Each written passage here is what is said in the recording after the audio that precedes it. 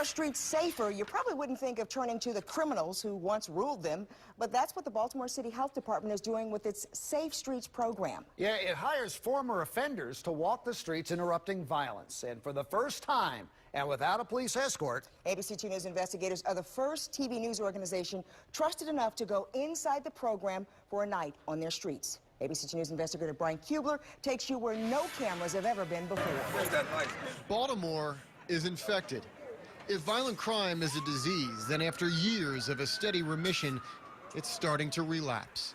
But deep inside some of the city's most important arteries, much like a vaccine, old pathogens of violence are working to inoculate the very disease they once helped create. Just pay attention to the areas where you see the assaults happening. This is Safe Streets of Park Heights, one of 4 chapters around the city run by the Baltimore City Health Department.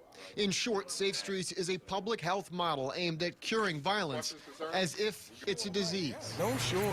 ABC2 is the very first media organization trusted to go inside this program at the street level, spending hours on a typical canvas walking these streets with the men who once ruled them.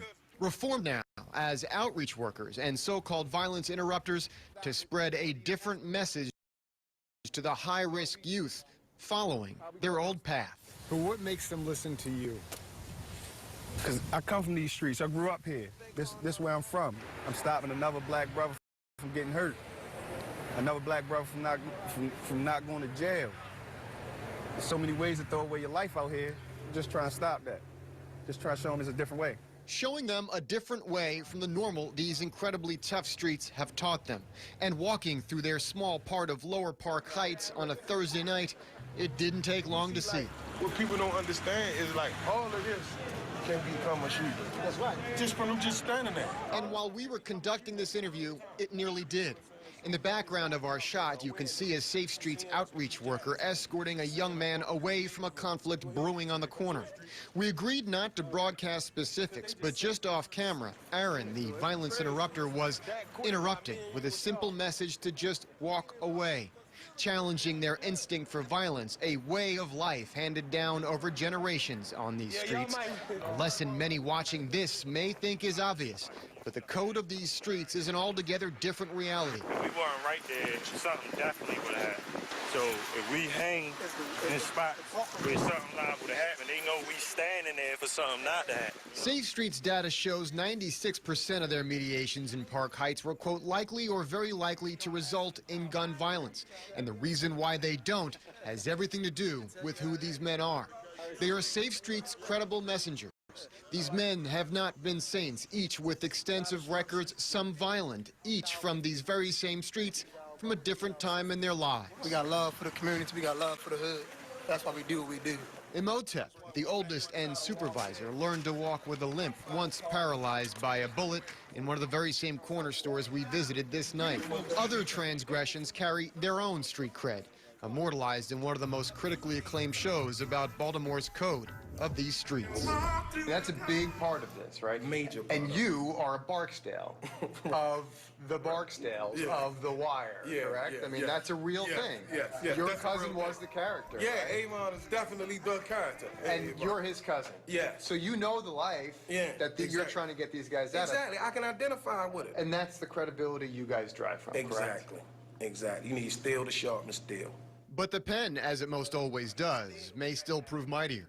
The Safe Streets Project is backed by data but maintains absolutely no relationship with police. This work is done within the code of the streets, and none of what they do is shared with law enforcement. Each outreach worker has a caseload of up to 20 participants or high-risk youth they've identified as catalysts for the violence in the area.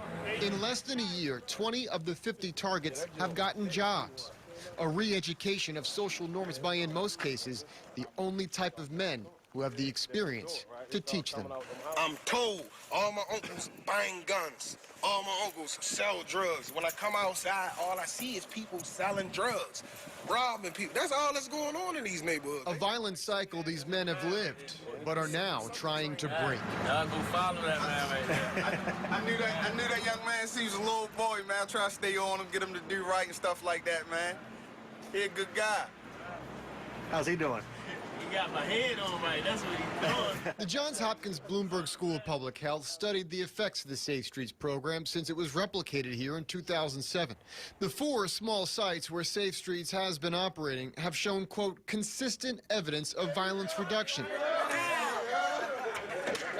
Park Heights has only been up and running since February. Success in numbers is hard to quantify.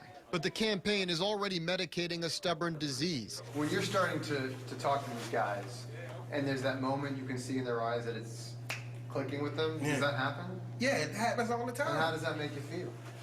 This is the reward. Slowly inoculating a plague that's been claiming lives on these streets for generations. In Park Heights, Brian Kubler, ABC 2 News.